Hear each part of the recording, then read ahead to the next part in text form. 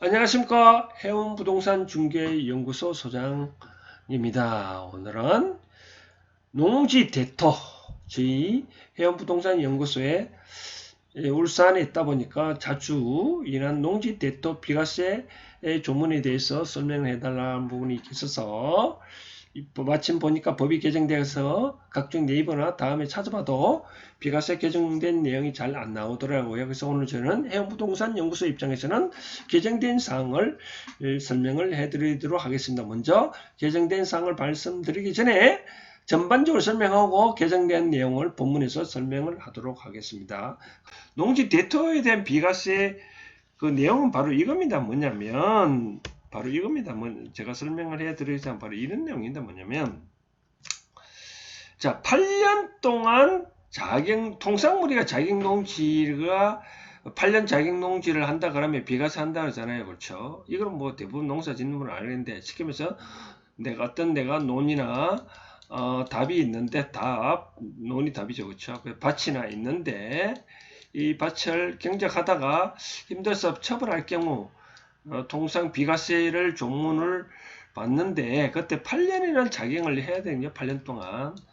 근데 8년 동안 농사를 안 짓더라도 여기 나왔잖아요. 8년 동안 자격농지 아니더라도 이와 같이 농지를 양도함으로써 발생하는 소득에 대해서 비과세 받는 방법이 바로 대토다. 이게 뭐냐면 쉽게 말해서 대토란 말은 현재 내가 이 대자가 대신할 대자잖아요. 그렇죠? 현재 농사를 짓는 농지 대신 다른 거를 취득한다 그죠. 예를 들어 내가 지금 A란 지역에서 농사를 짓고 있다가 아이고 뭐 집이 또 멀고 뭐 여러 가지 사정으로 A 농지를 팔고 그럼 B 농지를 내가 샀다 이거죠. B 농지를 샀다. 좀 색깔을 다른 색깔을 해볼까요? 이제 빨간색을. 이 다른 농지를 샀다 이거죠. 그렇죠? 그러면 살려면 돈이 뭐 많으면 모르겠지만 뭐 기존 농지를 팔았다 이거죠. 그죠? 기존 농지를 팔고 다른 농지를 샀다. 그러면 기존 농지를 판 거에 대해서 요즘 뭐 개발 시대도 또 그렇지만 만약에 물가 상승 때 많이 오르거잖아요. 이렇게 올랐다. 이때 오른 거에 대해서 뭐 양도소득이 발생할 수도 있잖아요. 예를 들어서 1억 주고 샀는데 나중에 8억 주고 내가 팔았다면 그러면 뭐 8억 주고 그러면 약 7억 정도 양도소득이 발생하잖아요. 그렇죠? 그럼 7억이 양도소득이 상당히 나올 거 아닙니까? 그렇죠? 그럼 이와 같이 7억을 양도소득세에 내야 되는데 이걸 비과세 받는 방법이 뭐냐? 바로 그겁니다. 그래서 이와 같은 경우에는 비과세 받는 방법이 있다. 뭐냐? 바로 요때 요 농지 팔고 다른 농지를 매입하면 요 팔고 요거를 사면 바로 요 7억을 비과세 받을 수 있다. 몇 프로 받을 수 있다고요? 말다시피 양도소득세 100%를 감면을 받을 수 있습니다. 통상 이때 약 7억이라면 뭐 표준시를 따지면 40% 정도 되거든요. 그럼 40%면 47, 28, 2억 8천 정도 세금 내야 되는데 농촌에서 세금 2억 8천 정도 세금 내면 상당히 많잖아요. 그렇죠? 이걸 비과세 내는 방법이 단 A를 팔고 일정한 요건 안에 B를 파면 A의 양도소득세는 비과세 받을 수 있다라는 겁니다. 그럼 구체적으로 그 요건을 살펴볼까요? 뭐 요건이 좀 까다롭다고 생각하면 모르겠는데 한번 볼까요? 첫 번째 요건은 뭐냐라고 봤었을 때 어떻게 하냐면 농지가 소재하는 지역에 있는 시, 군, 구 안에 소재를 해야 된다 이거죠. 예를 들어서 예를 들었다 보니 만약 울산시다 뭐 부산광역시다 이천광역시 같은 경우에는 뭐냐면 이때 시, 군, 구라면 이때 시라면 일반 시를 말합니다. 특별시가 아니고 뭐 광역시라니 그런 게 아니라 일반 시 뭐 예를 들어서 뭐 경주시 뭐 양산시 뭐 안성시 평택시 그런 말하는 거죠. 요때 그 다음에 구는 뭐냐면 그 시가 아닌 지역 있죠. 뭐 경산군, 경산시입니까? 하여튼 군에 관계된 거고 군은 뭐냐면 자치구를 말합니다. 자치구.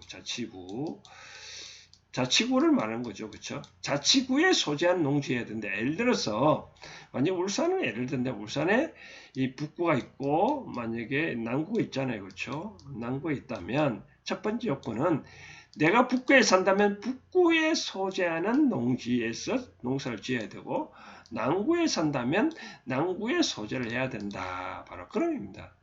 두 번째 요건은 뭐냐면 만약에 다른 구가 있다 그러면 연접한 해야 된다는 거죠. 연접한 시군구에 예를 들어서 하나만 예를 든다면 이제 예를 들어 고양시에 거주한다. 뭐 이제 경기도 예를 들어볼까요? 고양시에 거주한다. 그런데 이 사람이 고양시인데 이 고양시인데 만약에 안성시에 간다. 안성시에 만약에 논이 있다. 거주가 예를 들어서 안녕 고양시에 거주하고 안성시에 만약에 논이 있다고 했을 경우에 이거는 바로 연접한 시가 아니잖아요. 그렇죠? 이건 아니다라고 그런 거 보는 거죠. 고양시하고 연접한 데가 어딜까요? 뭐 고양시하고 연접하는 시가 의정부시입니까? 그렇죠? 의정부시. 그렇지. 연접해야 된다. 그럼 만약에 또 연접한 시군구가 아니라면 직선 거리로 30km 이내에 된다라는 거 맞죠? 예를 들어서 뭐 만약에 울산을 예를 한번 더 들어본데 만약에 울산이 이 도시가 이렇게 형성되는 보면 이렇게 되어 있잖아요. 여기 울산이 있고 여기 경주가 있는데 예? 이와 같이 울산에 소재하는 사람이 경주에 만약에 농사를 짓고 있다 그러면 바로 연접해 있잖아요. 그렇죠? 근데 이 울산시와 경주시는 급이 다르잖아요. 그렇죠? 이런 경주시가 있고 이건 울산시인데 울산광역시니까 시 내에 광시 내에 구가 있잖아요. 구가 있고 만약에 군도 있는데 울산광역시 울주군이 있잖아요. 이와 같이 경주시하고 연접하는 바로 북구입니다. 북구. 그렇죠? 남구, 중구는 연접하여 안 하고 있잖아요. 그렇죠? 이와 같이 만약에 울산의 예를 따지면 울산광역시 북구에 있는 사람이 경주에 있는 땅은 만약에 경쟁을 하고 있다. 이거는 해당되는 거죠. 그죠? 연접하는. 근데 남구다. 남구하고는 경주하고 연접하고 있지 않냐니까 안 된다라고 말씀드리는 거죠. 근데 또 하나, 만약에 또 이 연접 안 있더라도 직선 거리가 30km 이내면 된다는 거죠. 예를 들어서 만약에 남구에 있다. 울산 남구에 있다. 근데 경주시 만약에 외동이다. 그럼 직선거리가 30km 이내면 해당된다라고 그걸 말하는 거죠. 그렇지? 이와 같이 농지 소재지에 거주한 사람이 농지를 팔아야 된다. 그걸 말하는 거. 두 번째 요건은 직접 경작을 해야 된다. 직접 경작. 어떤 농작물을 해야 된다고요? 농작물을 경작하거나 단연생 식물을 재배해야 된다. 통산 단연생 식물에 뭐가 있을까요? 뭐 우리가 그런 말 있잖아요. 뭐 조경에 관계되는 걸 뭐 1년 이상 생활 1년 이상 살아 있는 그런 식물들 말하는 거죠. 그렇죠? 뭐 조경식물 되겠죠. 직접 경작. 근데 만약에 내가 힘이 들어서 직접 경작을 못 한다. 그럼 어떻게 해야 될까요? 이와 같은 경우에는 100%는 아니더라도 만약에 내가 1000평을 갖고 있다면 한 뭐 50% 이상은 자기가 하고 나머지 50%는 다른 사람한테 맡겨도 된다. 이거죠. 그렇죠? 두 번째 요건은 이 요건을 각각 다 갖춰줘야 됩니다. 근데 이의 관계는 뭐 하나만 갖춰줘도 되지만 뭐 농지가 소재하는 지역이라든지 연접한 시군구라는 직선 30km 이내에는 각각 하나만 요건을 갖춰줘야 되지만 나머지 요건은 다 갖춰줘야 된다. 이거죠. 두 번째 요건은 직접 경작해야 된다. 세 번째가 진짜로 중요한 요건인데요. 양도일로부터 1년 이내 새로 취득해야 돼요. 예를 들어서 여기서 중요한 거는 바로 그거잖아요. 그죠? 내가 어떤 농사를 짓고 있는 농지를 통해서 8년이 안 됐다. 예를 들어서 7년 됐다. 그럼 이 7년 됐을 때 양도소득이 발생하는 거에 대해 비과세 혜택을 받으려면 요 양도일로부터 1년 이내에 새로운 농지를 취득해야 된다는 거죠. 만약에 나 수용 어떻게 되냐? 예를 들어서 뭐 도시재개발법에서 글마들이 새로 수용해버렸다. 그런 같은 경우 2년 이내에 해당 농지를 또 취득해야 되고, 즉 양도일로부터 1년 이내에 수용 경영을 2년 이내고 1년 이내에 해당 농지를 취득해야 되고 또 취득만 하면 됐냐? 그런 게 아니고 또 취득한 날로부터 취득하려부터 1년 이내에 해당 농지를 경작을 해야 된다. 바랍니다. 경작해야 된다. 그래서 울산 또 예를 들어볼까요? 그래서 울산에 이제 해당되는 건 아니고 만약 북구 이때 경작을 한 소재지는 똑같습니다. 농지가 소재하는 시군구 소재를 해야 되고 연접한 시군구 직선길에 30km 이내야 된다는 거죠. 그래서 울산의 농지를 처분하고 1년 이내에 경주의 땅을 샀다. 그러면 1년 이내에 또 해당 지역에서 또 저걸 해야 된다. 어떻게 해야 된다면 농사를 지어야 된다라고 그걸 말하는 거죠. 그러면 모든 농사를 어떠한 농도 다 해당되느냐? 그런 건 아닙니다. 첫 번째 요건은 요거는 농지 면적이 종전의 3분의 2해야 된다. 옛날에는 제가 아까 말했죠. 오늘 개정된 사항을 말하는데 바로 이 부분이 바뀌었습니다. 종전의 농지 면적은 뭐냐면 100% 이상해야 된다는 겁니다. 예를 들어서 내가 종전의 농지가 만약에 1000평이 있었다. 1000평이 있다면 새로 취득한 면적도 1000평 이상이어야 된다는 거죠. 두 번째는 뭐냐면 두 가지 요건을 갖춰줘야 되는 게 요건 하나만 갖춰주면 되는데 종전에 이게 처분했는데 만약에 10억을 받았다. 10억 받았다면 새로 취득한 면적이 5억 이상이 된다는 거죠. 종전의 규정은 없냐면 예를 들어서 두 개 중에 하나만 요건을 갖춰줘야 됩니다. 예를 들어서 내가 기존에 1000평을 갖고 있었다면 새로 취득하는 농지도 1000평 이상이어야 된다. 그러거나 아니면 1000평이 아니라면 어떻게 해야 된다고요? 내가 판 가격이 10억이라면 새로 취득한 가격은 한 50% 이상은 넘어야 이같이 대토 요건을 갖춰줬다는 거죠. 그런데 이번에 바뀌었는데 어떻게 바뀌었냐? 바로 3분의 2 이상이 된다는 거죠. 3분의 2. 예를 들어서 1000평에 3분의 2는 얼마죠? 그렇죠? 3분의 2면 어제 2000평에 3분의 나면 계산하면 36, 18 거의 670평 이상만 사도 된다라고 말씀을 드리는 거죠. 그렇죠? 그래서 이번에 법이 바뀌었다. 어떻게 바뀌었다고요? 바로 3분의 1을 이상 처분해야 된다. 정확하게 계산을 해볼까요? 2000평 나누기 3을 하면 6666이네. 그렇죠? 666.6평. 그냥 반을미하면 계산해보면 그래서 쉽게 670평은 이상은 사야만 좀 완화됐죠. 그렇죠? 요즘 논도 잘 없는데 종전에 내가 갖고 있는 것보다 더 많이 살아가면 좀 그렇잖아요. 그렇죠? 그래서 이번에 법이 개정됐다. 어떻게 바뀌었다고요?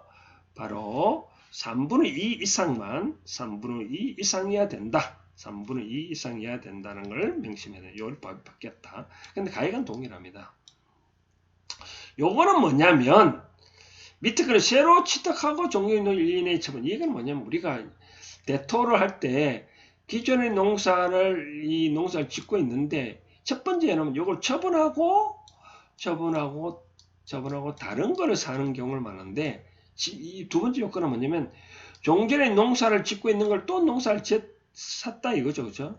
그러면 요 논을 사고 난 다음에 기존의 농지를 1년 이내에 처분할 경우 요거에 대해서 바로 비과세를 했다고 볼 수 있다. 바로 그런 내용입니다.